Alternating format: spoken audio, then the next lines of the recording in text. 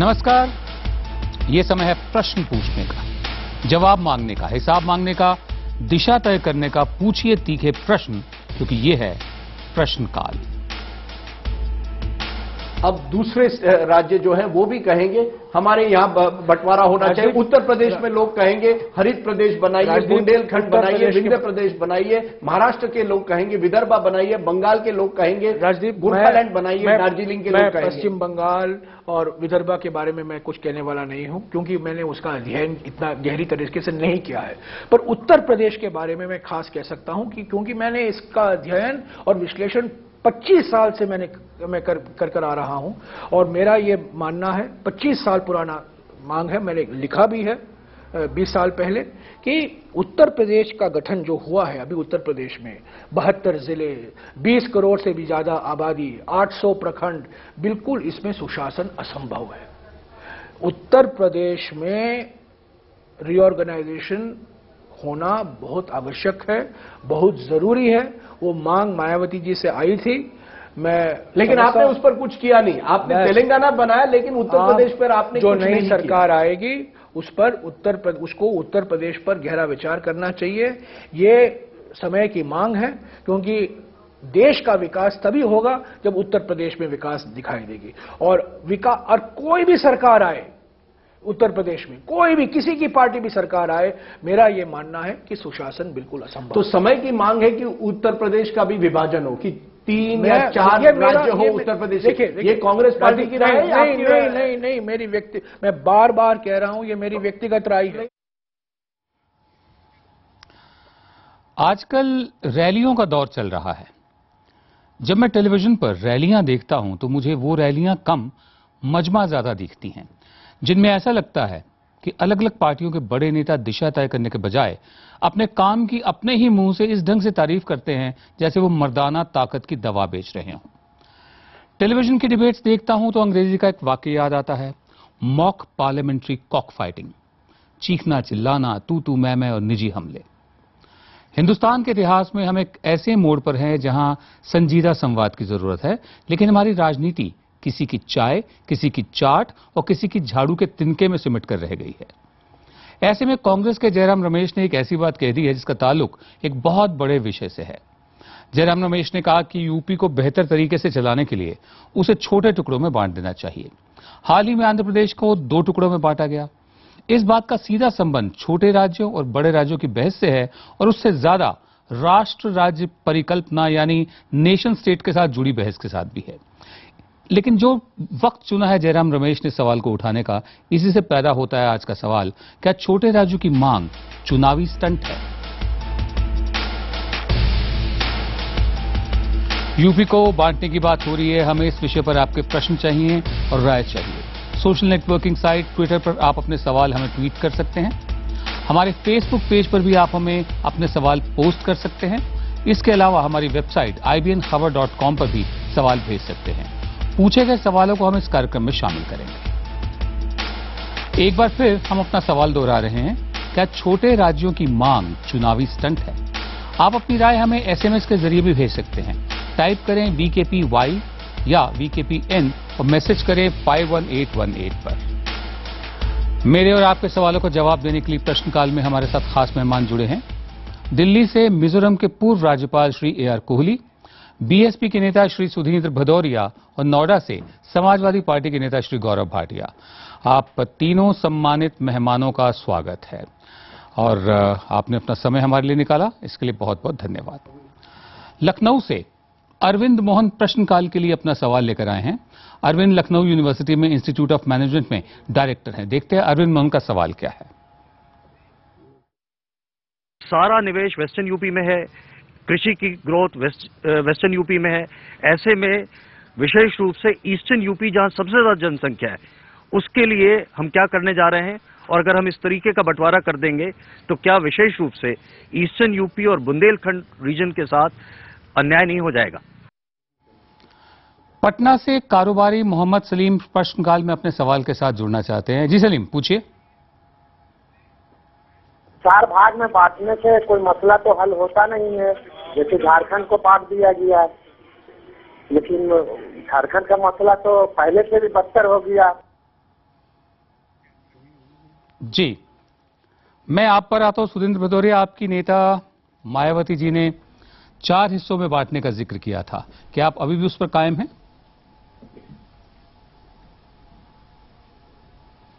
देखिए, इस पूरी समस्या को हमको अपने ऐतिहासिक पृष्ठभूमि में जब राज्यों का पुनर्गठन हुआ उस दृष्टि से देखना चाहिए। बाबा साहब भीमराव अंबेडकर ने उस समय जो है कहा कि विदर्भ को अलग राज्य बनाया जाए।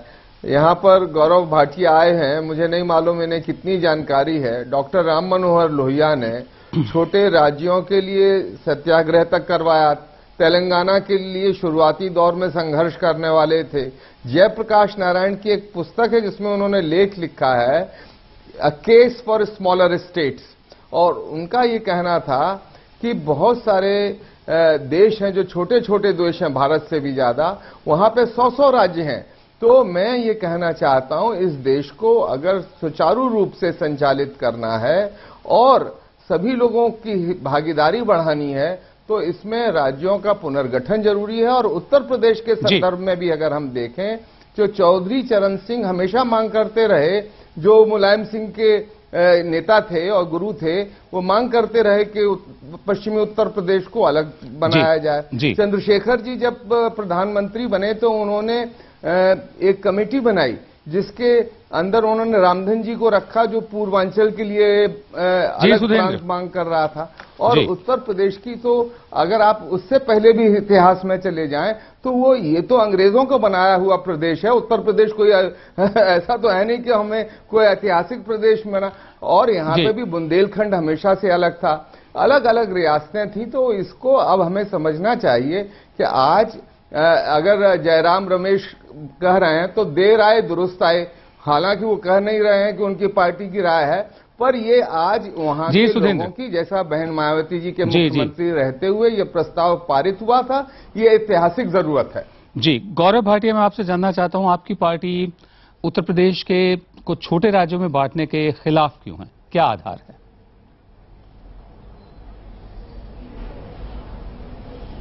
विनोद जी, सबसे पहले मैं ये कहना चाहूंगा कि ये बड़ा दुर्भाग्यपूर्ण है कि चर्चा एक प्रदेश को विभाजित करने की पॉलिटिकल इलेक्शन के पहले आती है।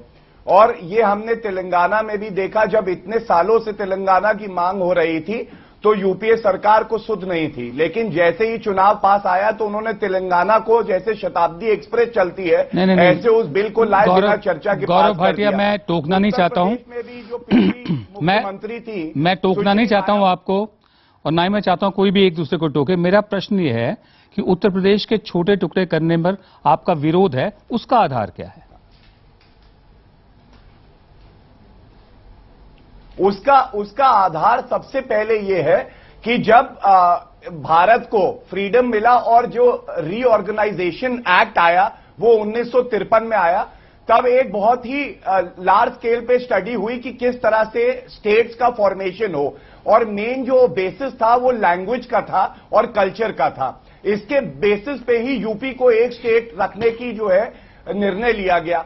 अब ऐसा क्या बदलाव आया है कि यूपी को बांटा जाए, जबकि ये मांग नीचे से नहीं आ रही, लोगों की नहीं आ रही, लेकिन ये अनरेस्ट क्रिएट किया जा रहा है पॉलिटिकल पार्टीज द्वारा, क्योंकि वो अपना पॉलिटिकल गेम देख रही हैं। और मैं इस पे इतना कहना चाहता हूं कि अगर इस पे कोई चर्चा की जरूरत है तो एक नया रीऑर्गेनाइजेशन कमीशन बनाए, वो सारे स्टेट्स की, जितने भी स्टेट्स की मांग है, मेरे ख्याल से 15 या 20 स्टेट्स की मांग है, उसका अध्ययन करे और सारे तथ्यों को ध्यान में रखते हुए निर्णय दे, अपनी रिकमेंडेशंस दे, उस पर चर्चा हो, उसमें विधानसभा में चर्चा हो, पार्लियामेंट में चर्चा हो, आम जनता से राय ली जाए, उसके बाद ये सब प्रश्न किए जाने चाहिए। मेरे ख्याल से इतना बड़ा निर्णय सिर्फ चुनाव या अपने वोट का आधार देखते हुए करना वहां की जनता के लिए भी जो है बहुत ही दुर्भाग्यपूर्ण। जी गौरव, आपकी बात समझ में आ गई। हम आगे बढ़ते हैं, अगला सवाल लेते हैं, उसके बाद मैं कोहली साहब के पास आऊंगा। फेसबुक पर फरीदा ने पूछा है कि विभाजन से उत्तर प्रदेश का विकास होगा या वो पहले से ज्यादा बर्बादी की गर्त में जाएगा? कोहली साहब, अब मैं आपके पास आना चाहता हूं। आप गवर्नर रह चुके हैं मिजोरम के, आप लालडेंगा के सलाहकार भी थे, आपने खूब अच्छी तरह से इस पूरे विषय को समझा है। इसका सिर्फ प्रशासनिक रूप नहीं है कि प्रशासन अच्छा चलेगा, इसका ताल्लुक छोटे राज्य बड़े राज्य की डिबेट से भी है, इसका ताल्लुक नेशन स्टेट राष्ट्र राज्य परिकल्पना से भी है। मैं जानना चाहता हूं, क्या छोटे राज्य यकीनन या नेसेसरीली बेहतर राज्य होते हैं?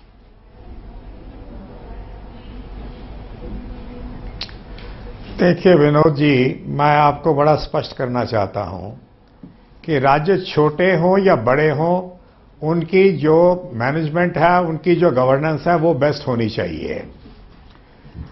मैं एक ही बात कहूंगा कि जितने राज्यों का अभी पुनर्गठन हुआ है, उसमें 3 एनडीए के टाइम पे बने थे और वहां सब जगह मिठाई बांटी गई थी।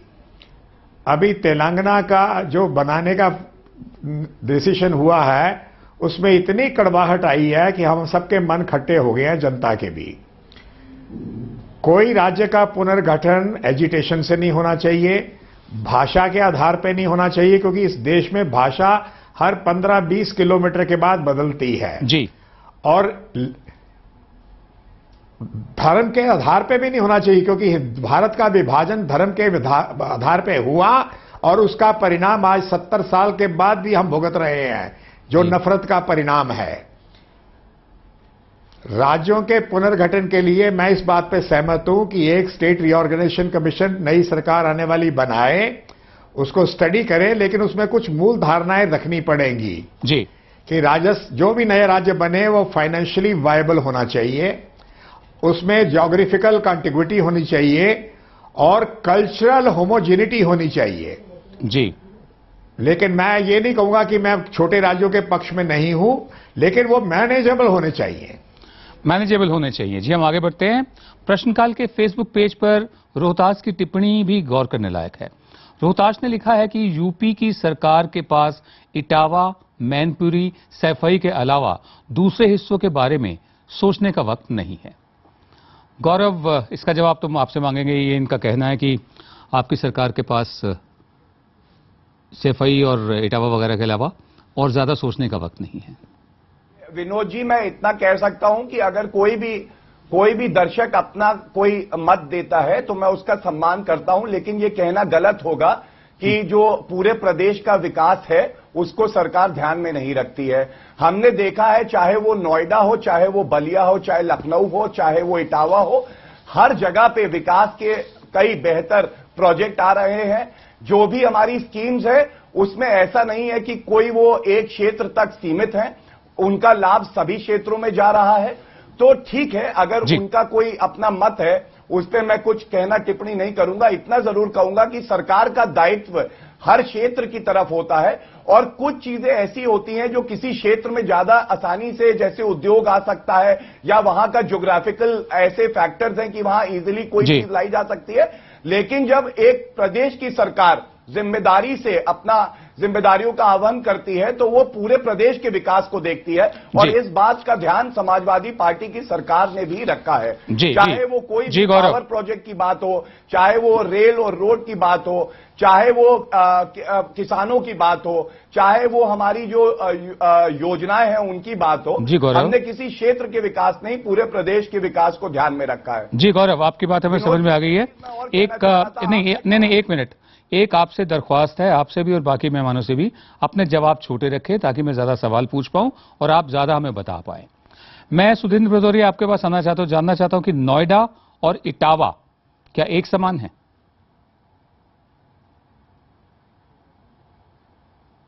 देखिए, जहां तक अभी जैसा इन्होंने कहा कि पूरे समान दृष्टि से उत्तर प्रदेश को देखा जा रहा है, तो आप ये समझिए कि पश्चिमी उत्तर प्रदेश में भी एक तरफ मुजफ्फरनगर है जहां पर ये समस्याएं आपको सामने देखने को मिली, और यहां पर नोएडा भी है। और उत्तर प्रदेश के अंदर जो सैफई है, जिसके बारे में एक अभी हमारे साथी ने जिक्र किया, वहां उत्तर प्रदेश का एकमात्र स्थान है जहां पर कभी बिजली नहीं जाती। आप वहां से अगर 50 किलोमीटर दूर चले जाएंगे तो 6 घंटे और 8 घंटे से अधिक बिजली आती नहीं, और यहां कभी बिजली जाती नहीं।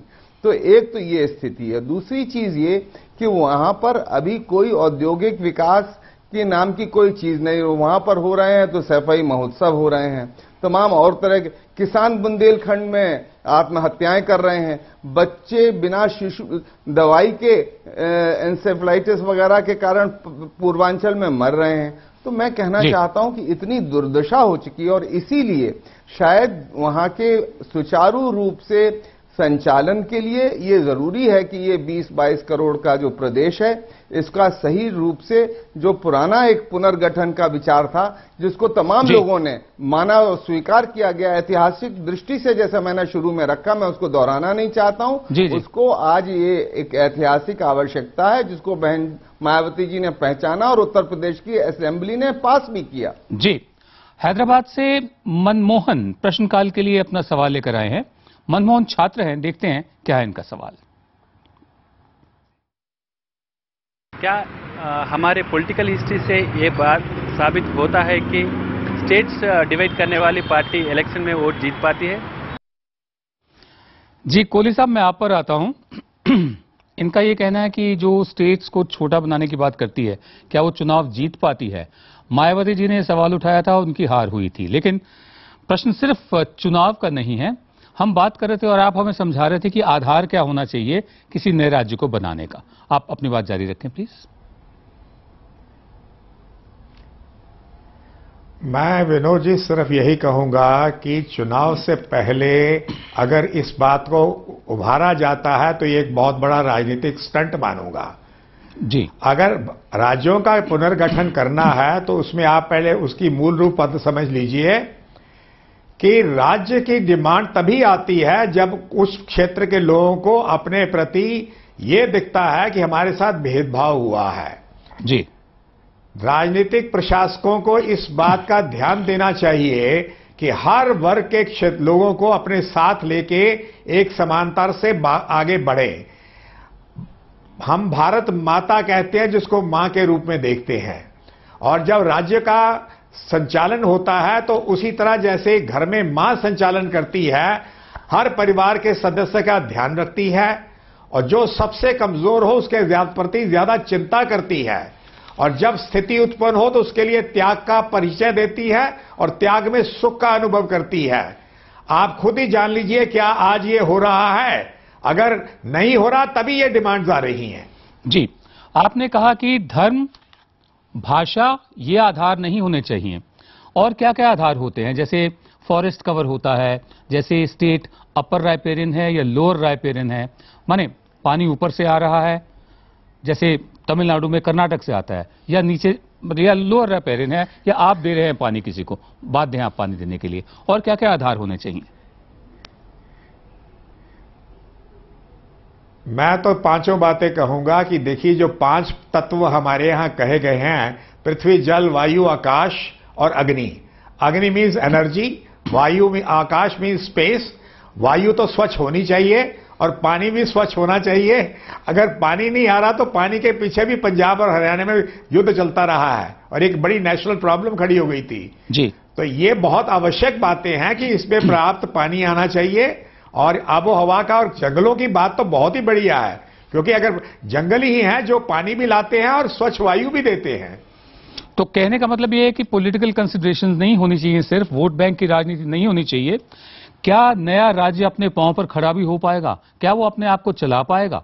ये बातें बहुत जरूरी हैं। फेसबुक पर पूर्णिमा ने सवाल उठाया है कि यूपी में अभी एक मुख्यमंत्री हैं, 4 राज्य बनने पर 4 नेताओं को सीएम बनने का मौका मिलेगा। राज्यों के बंटवारे की मांग कुछ ऐसी ही चाहत का नतीजा तो नहीं? भदौरिया साहब, पहले आपका जवाब, फिर गौरव आपका।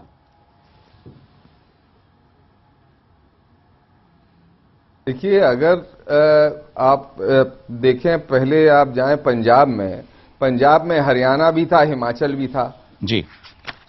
हरियाणा और हिमाचल और पंजाब के अब 3 प्रांत बने। आप देखिए इन तीनों प्रांतों का बहुत सही तौर पर विकास हुआ। पंजाब को देखिए, हरियाणा भी लहला रहा और हिमाचल ने भी तरक्की की है। मैं ये समझता हूं कि यहां पर पृथक बुंदेलखंड के लिए बहुत आंदोलन हुआ है, पश्चिम में भी हुआ है, पूर्वांचल के अंदर मैंने आपको बताया वहां पृथक पूर्वांचल के लिए आंदोलन आज भी हो रहे हैं। ये पूरे गोरखपुर से लेके बनारस तक तमाम तरह की रैलियां और प्रदर्शन हुए हैं। मैं ये कहना चाहता हूं कि इन इलाकों के सही विकास के लिए रास्ते खुलेंगे, संभावनाएं बनेंगी और विकास भी होगा, भागीदारी और रोजगार के नए साधन बनेंगे और मैं इन इलाकों के अंदर एक नई खुशहाली पैदा होगी। गौरव, आपका क्या कहना है इस पर? विनोद जी, देखिए, मैं सबसे पहले इतना कहना चाहूंगा, अभी आप भी चर्चा कर रहे थे कि जब पिछले 3 राज्य बने थे, छत्तीसगढ़, झारखंड और उत्तराखंड, तो मैं उनके बारे में देख रहा था कि पिछले 10 साल में उन्होंने क्या प्रोग्रेस करी, या वो जो उनके पेरेंट स्टेट थे उनके कंपैरिजन में कितना प्रोग्रेस करे। तो कुछ इंडिकेटर्स जो मिले कि जैसे फूड ग्रेन प्रोडक्शन ही था, बहुत इंपॉर्टेंट इंडिकेटर है, तो 2001 से 2011 में मध्य प्रदेश में 4% की बढ़ोतरी हुई, जबकि छत्तीसगढ़ में 2% की हुई। लिटरेसी रेट की जहां तक बात है तो वहां पे मध्य प्रदेश में 7% बढ़ा, छत्तीसगढ़ में 5% बढ़ा। उसके बाद बिहार में 17% बढ़ा, झारखंड में 14% बढ़ा। तो ये कोई गारंटी नहीं है कि अगर आप छोटा स्टेट बना देंगे तो उसकी जो इकोनॉमी है या वहां के लोग हैं उनको ज्यादा लाभ मिलेगा। हमें यह भी बात रखनी है या ध्यान में रखनी है नया स्टेट बनाते हुए कि जब नया स्टेट बनता है तो राज्य सरकार पे एक बहुत बड़ा भार पड़ता है खर्चे का भी, क्योंकि आपको पूरा सेक्रेटेरिएट बनाना होगा, पूरा इंफ्रास्ट्रक्चर क्रिएट करना होगा। क्या ये मुनासिब होगा एक नए स्टेट के लिए, और क्या, जैसा कि अभी एक और वक्ता कह रहे थे कि क्या इंडिपेंडेंटली वो एग्जिस्ट कर सकते हैं, ये क्षमता उस नए स्टेट में है कि नहीं, ये एक बहुत ही बड़ा मापदंड है जो पैसे का आपने सवाल उठाया, द्वारा ही तय किया जा सकता है। आपने पैसे का सवाल उठाया, रिसोर्सेज का सवाल उठाया कि ये भार पड़ेगा। हमारे साथ आगरा से कारोबारी पंकज दुबे फोन लाइन पर जुड़ रहे हैं, वो इस मुद्दे पर अपनी राय देना चाहते हैं। जी पंकज। उत्तर प्रदेश का विभाजन अनिवार्य है। प्रशासनिक रूप से प्रशासनिक यूनिट को छोटे से छोटा होना चाहिए। जैसे प्रदेश है, जिला है या तहसील है, ये जितने छोटे होंगे उतना ही इनमें रहने वाले लोगों को सुविधा रहेगी और इनका संचालन मतलब बहुत सरलता से हो सकेगा। जी कोहली साहब, आखिर में मैं आप पर आना चाहता हूं। मैं जानना चाहता हूं, ये तो इनकी राय थी, मैं जानना चाहता हूं, आपने लालडेंगा के साथ भी काम किया है और पूर्वोत्तर में आप गवर्नर रहे हैं, साथ ही साथ आपने वहां की इंसर्जेंसी देखी है, वहां अभी भी मांग चल रही है, लगातार वहां सुखबुगाहट चलती रहती है। जो नेशन स्टेट है, क्या वक्त नहीं आ गया कि हम नेशन स्टेट पे भी थोड़ा सवाल उठाएं? कुछ लोगों का मानना है कि हम नेशन स्टेट नहीं हैं, हम स्टेट नेशन हैं, और जब जब भी कोई मांग उठी है धर्म के आधार पर या जाति के आधार पर, आखिरकार वो लोग दायरे में आ ही गए हैं बातचीत के। आपका तजुर्बा क्या कहता है? मेरा तजुर्बा तो विनोद जी ये बड़ा क्लियर कहता है कि हमारी जो स्टेट है उसमें भारत पहले है और हर एक का ध्यान करना है। अभी एक वक्ता ने कहा पंजाब के बारे में, मूलतः पंजाब से ही हूं। मैं स्पष्ट कर दूं कि हरियाणा की डेवलपमेंट इसलिए हुई कि वो दिल्ली के बिल्कुल पास है, जो राजधानी बड़ी उसके ऊपर गया है। इसी तरह उत्तर प्रदेश का जो नोएडा और ग्रेटर नोएडा दिल्ली के पास होने की एडवांटेज मिली है। अब आज अगर हिमाचल की कहे तो एक नया हिल स्टेशन अंग्रेजों के जाने के बाद हिमाचल में नहीं बना है, और हिमाचल हमेशा पैकेज ही मांगता है गवर्नमेंट ऑफ इंडिया के। ये वायबिलिटी बहुत ही इंपॉर्टेंट एस्पेक्ट है जिसको हमें ध्यान देना होगा। हां, मैंने पूर्वोत्तर की बात की, मैं उसमें आपको स्पष्ट कर दूं, अगर स्टेट गवर्नमेंट ऑफ इंडिया किसी भी प्रदेश को या किसी भी भाग को नेग्लेक्ट करेगी तो ये डिमांड्स अपने आप उठेंगी, क्योंकि लोग अपने आप को भारत का हिस्सा महसूस नहीं करेंगे। जी कोहली साहब, बहुत बहुत धन्यवाद आपका। कोहली साहब, सुधींद्र भदौरिया आपका भी बहुत धन्यवाद, गौरव भाटिया आपका धन्यवाद, आप तीनों ने अपना समय हमें।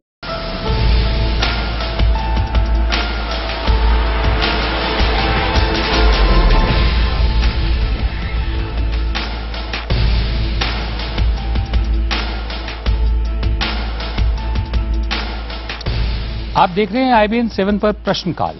आज हम बात कर रहे हैं यूपी को बांटने को लेकर हो रही सियासी बयानबाजी पर।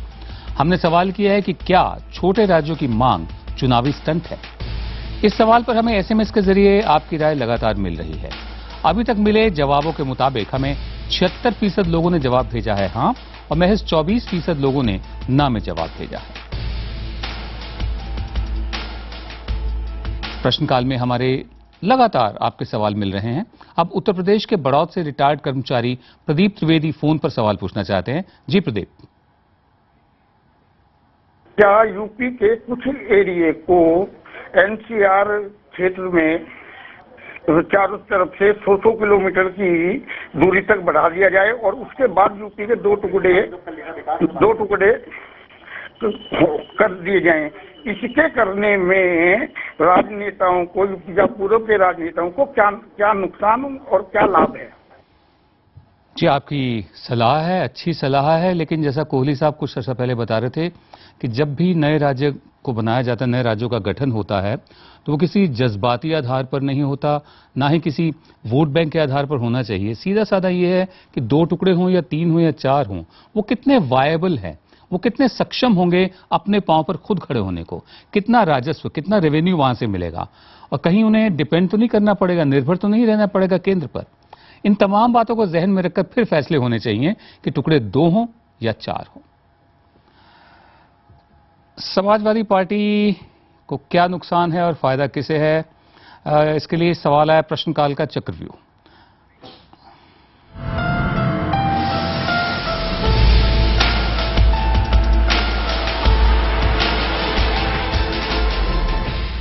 हमारे साथ कुछ देर पहले दिल्ली से जुड़े थे पूर्व समाजवादी नेता, एक जमाने में मुलायम सिंह यादव के बेहद करीबी रहे और अब उनके घनघोर विरोधी अमर सिंह। अमर सिंह, आपसे सीधा सवाल। जयराम रमेश का कहना है कि यूपी को 4 टुकड़ों में बांट देना चाहिए, आपकी प्रतिक्रिया क्या है? उनके इस बयान का मैं स्वागत करता हूं, लेकिन कुछ ऐसे प्रश्न होते हैं जिसमें कोई राजनीति नहीं होनी चाहिए। समाजवादी पार्टी से मुझे निकाले जाने का और मेरे निकलने का एक बड़ा मुद्दा ये था कि समाजवादी पार्टी हालांकि उत्तराखंड के निर्माण में पूरी तरह से जिम्मेदार है, लेकिन उसके बाद से उन्होंने कहा कि हम छोटे राज्यों के गठन के विरुद्ध हैं। हालांकि हमारे समाजवाद के प्रणेता राम मनोहर लोहिया छोटे राज्य के हिमायती रहे हैं, और जब हमने ये आंदोलन शुरू किया था हमारे दोनों गुर्दे खराब थे और बीमारी की हालत में मैंने 1000 किलोमीटर तक पूरे पूर्वी उत्तर प्रदेश की पैदल यात्रा की थी और लोगों ने मेरा मजाक उड़ाया था, और वहां की जनता ने भी मुझे इस मुद्दे पर 100-200 मतों से ज्यादा मत नहीं दिए और पूरी तरह से हमारे इस प्रयास को नकारने का काम किया। अमर सिंह जी, इस बातचीत का विषय आप नहीं है, आपका हीरोइज्म भी नहीं है। मेरा सवाल है कि अगर छोटे राज्य बनते हैं, यूपी के 4 टुकड़े हों या अन्य राज्यों के हो, तो उसका आधार क्या होना चाहिए? नहीं, मेरा निजी हीरोइज्म बिल्कुल नहीं है। हम कौन है, हम कुछ नहीं है। उसका आधार, इसलिए आपने अच्छा किया बताया, मैं आपकी बात से सहमत होकर के कहना चाहता हूं। आधार यह है कि पूर्वी उत्तर प्रदेश में बिजली बनती है, वहां पर अन्न पारा है और पूरे प्रदेश की 80% बिजली का निर्माण पूर्वी उत्तर प्रदेश करता है, लेकिन 80% बिजली बनाने वाला पूर्वी उत्तर प्रदेश अंधेरे में रहता है। जब मायावती जी की सरकार आती है तो उनके गांव बादलपुर में, और जब मुलायम सिंह जी की सरकार आती है तो सफेद में बिजली जगमगाती है और पूर्वी उत्तर प्रदेश अंधेरे में डूबा रहता है। सबसे ज्यादा विधायक और सांसद यह पूर्वी उत्तर प्रदेश से है, और उस अनुपात से उनकी जितनी पूर्वी उत्तर प्रदेश की जनसंख्या भी सबसे ज्यादा है, जनप्रतिनिधित्व भी इसलिए सबसे ज्यादा है, लेकिन जनसंख्या और जनप्रतिनिधित्व के आधार पर जो हमें लाभांश मिलना चाहिए, जो बजट का हिस्सा मिलना चाहिए, वो हमें नहीं मिलता। और ये बात, इसके असली हीरो तो गोपाल दास गामर ही है गाजीपुर के, जिन्होंने पूर्वी उत्तर प्रदेश के दुर्दशा की जब बात शुरू की तो तत्कालीन प्रधानमंत्री पंडित जवाहरलाल नेहरू रो पड़े और एक आयोग बैठा और उस आयोग ने भी पूर्वी उत्तर प्रदेश के गठन की बात कही। तो पूर्वी उत्तर प्रदेश हो या पश्चिमांचल हो या उत्तर प्रदेश का 4 भागों में विभाजन हो, उत्तराखंड की प्रगति से पता चलता है अलग होने के बाद पर कैपिटा इनकम बढ़ी है, उद्योग ज्यादा बढ़े हैं। इससे लगता है कि अगर पूर्वी उत्तर प्रदेश भी 4 भागों में बटेगा तो भार कम होगा, जवाबदेही ज्यादा होगी और सभी हिस्सों का ठीक से विकास और उन्नयन होगा। अमर सिंह जी, मैं सोच रहा था कि सिर्फ क्योंकि पूर्वी उत्तर प्रदेश में बिजली ज्यादा बनती है और लोग ज्यादा हैं, इसलिए बजट का हिस्सा भी ज्यादा होना चाहिए, इसलिए अलग कर दिया जाए उसे। मेरा प्रश्न आपसे ये है कि नए राज्य के गठन का आधार क्या हो? क्या ये आधार हो कि नया राज्य सक्षम होगा अपने पैरों पर खड़ा होने में? उसके प्राकृतिक संसाधन क्या हों? पानी ऊपर से नीचे आ रहा है या किसी को पानी देने को बाध्य होगा? अपने पांव पर खड़ा हो पाएगा? या फिर ये आधार कि बिजली हम सबसे ज्यादा पैदा करते हैं लेकिन कम मिलती है और प्रशासनिक सुचारूपन होगा? या फिर जाति धर्म? आपको सबसे बढ़िया टिकाऊ आधार क्या लगता है किसी नए राज्य को बनाने का? देखिए, सबसे बड़ी अच्छी बात आपने ये कही कि संसाधन वाली बात, और भाषा का जहां तक प्रश्न है, अब आंध्र प्रदेश में तो जो बंटवारा रहा वहां की भाषा तो एक है, तो वहां तो सवाल भाषा ही नहीं है। अब पूर्वी उत्तर प्रदेश की भोजपुरी और बिहार की भोजपुरी में कोई गुणात्मक अंतर नहीं, देवरिया और बिहार के अंदर 10-20 किलोमीटर का अंतर है। लेकिन यहाँ तो भाई ये है कि इटावा के यादवों को फिर पूर्वी उत्तर प्रदेश का यादव नहीं मानेगा अपना नेता। पूर्वी उत्तर प्रदेश के लोग आजमगढ़ के बलराम यादव को अपना नेता कहेंगे कि आपन माटी आपन देश, आपन मुलायम आपन अखिलेश। इस चिंता से लोग ये चाहते हैं विभाजन न हो ताकि हमारा नेतृत्व और बार्गेनिंग कैपेसिटी बढ़ी रहे। इस सबका समन्वय होना चाहिए। जो तमाम बातें आपने कही है, संसाधन को भी देखना चाहिए और जनसंख्या को भी देखना चाहिए। और सबसे बड़ी बात तो यह है कि जो बजट मिलता है वो बजट पूरे प्रदेश के लिए मिलता है। वह सिर्फ सफाई में तालाब बनाने के लिए, स्विमिंग पूल बनाने के लिए नहीं मिलता, या बादलपुर में के लिए नहीं मिलता। तो अगर सौतेला व्यवहार ना हो, पूर्वी उत्तर प्रदेश में सर्वाधिक प्रधानमंत्री दिए हैं, जवाहरलाल नेहरू, इंदिरा जी, राजीव जी, तमाम लोग, ये चंद्रशेखर जी, लाल बहादुर शास्त्री जी। तो राजनीतिक रूप से इतनी उर्वरा भूमि रही है और उसके बावजूद वहां पर विकास नहीं, उन्नयन नहीं, वहां के लोग राज ठाकरे के हाथों मार खा रहे हैं। तो अब और उसी तरह से हाल जो है, आप झांसी की तरफ चले जाइए, वहां का भी हाल देख लीजिए। आपने सफाई का जिक्र किया, वहां फिल्मी सितारे भी आते हैं, तो इस सब की शुरुआत तो आपने ही की थी। आप अपनी जिम्मेदारी से नहीं बच सकते। बिल्कुल गलत आप कह रहे हैं। जो ये एक बंगाली में कहावत है, जो तो दोष नंदो घोष। अगर हम ही ने शुरुआत की है तो हमारे हटने के बाद क्यों नहीं बंद हो गया? हमारे ऊपर यह आरोप लगाया कि फिल्मी सितारों को समाजवादी पार्टी में ले आने का संस्कृति अमर सिंह ने लाई, इसलिए उन्हें निकाला जाएगा। आपको बता दूं, मेरे से पहले राज बब्बर थे वहां।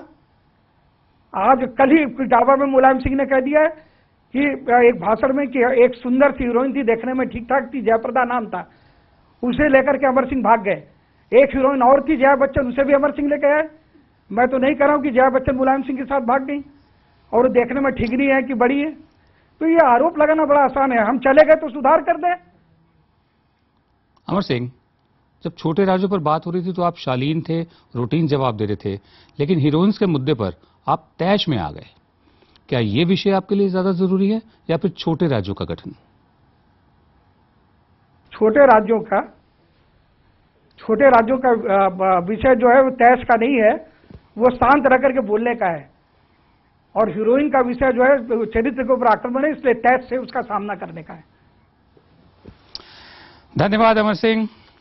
ये हमारी समस्या है, सबसे बड़ी समस्या है कि हमारे जितने भी नेता, अमर सिंह इकलौते नहीं हैं, तो हमारे ज्यादातर नेता मैंने ये किया, मैंने वो किया, मेरे गुजरात में ऐसा होता है, मैंने 12 सिलेंडर दिलवाए। अरे भाई, इतने साल हो गए, आजादी मिले 67 साल हो गए। अब नेशन स्टेट जो हमारा है उस वक्त चल गया था, अब दोबारा से बहस की जरूरत है, दोबारा से एक स्टेट रीऑर्गेनाइजेशन कमीशन की भी जरूरत है। और इस बहस की भी जरूरत है कि क्या हम सैलेड बोल हैं या हम मेल्टिंग पॉट हैं।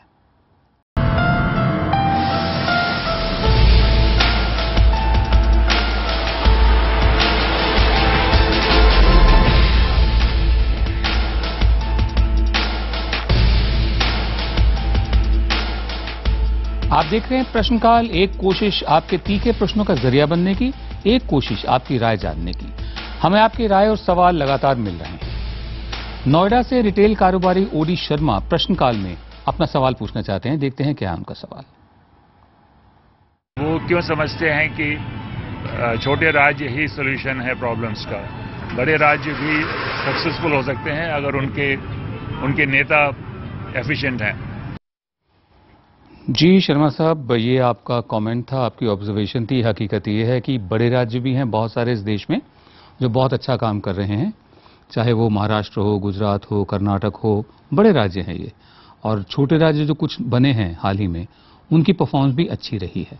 लेकिन बात यह है कि अगर सही लोग राज्य को चलाएं और सही आधार रहे हो राज्य को चलाने के, कुछ थोपा ना जाए किसी पर, तो छोटा हो या बड़ा, दोनों किस्म के राज्य बेहतर कर सकते हैं। प्रश्नकाल में IBN खबर पर किशोर ने सवाल पूछा है कि क्या राज्यों का बंटवारा अंतहीन मांग है जो हर समय किसी न किसी प्रदेश में उठती रहेगी? तो किशोर साहब, इसका जवाब तो ये है कि छोटे राज्यों की मांग करना अपने आप में कोई देशद्रोह नहीं है, बिल्कुल भी नहीं है। लोग चाहते हैं कि जहां पर उनकी जरूरत ऐसी है कि राज्य छोटा होना चाहिए, बिल्कुल होना चाहिए। जहां प्रशासनिक तरीके से चलाना मुश्किल हो रहा हो और चाहत हो कि हाँ, हम अलग किस्म के लोग हैं और हमारा इलाका जो है अपनी देखभाल खुद कर सकता है, ऐसे में छोटे राज्य की मांग उठाना कोई बुरी बात नहीं है, देशद्रोह नहीं है। प्रश्नकाल के लिए ट्विटर पर रोहित ने कहा है कि यूपी इतना विशाल प्रदेश है कि लखनऊ में बैठकर कोने कोने तक प्रशासन पर नजर रखना मुश्किल काम है, इसलिए उसके बंटवारे में आखिर गलत क्या है? अब आधार सिर्फ प्रशासनिक सुचारूपन नहीं हो सकता। बहुत दफे कोशिश रहती है कि जो नेशन स्टेट होती है वो अपनी सोच थोपना चाहती है। 60s में जब ये कहा गया कि हिंदी को राष्ट्रभाषा बनाया जाए और पूरे दक्षिण भारत में भी उसको थोपा जाए, तो तर्क जो दिया गया था वो ये था कि क्योंकि ज्यादातर लोग, मेजॉरिटी हिंदी बोलती है, इसलिए हिंदी को राष्ट्रभाषा बनाया जाए। तब श्री CN अन्नादुराई, जो तमिल के नेता थे, कांजीवरम नटराजन अन्नादुराई, उनका कहना था कि अगर बाहुल्यवाद, मेजॉरिटेरियनिज्म ही आधार होना है तो फिर शेर को, बाघ को आप राष्ट्रीय जानवर मत बनाएं, चूहे को बनाएं, क्योंकि इस देश में चूहे ज्यादा हैं, बाघ कम है।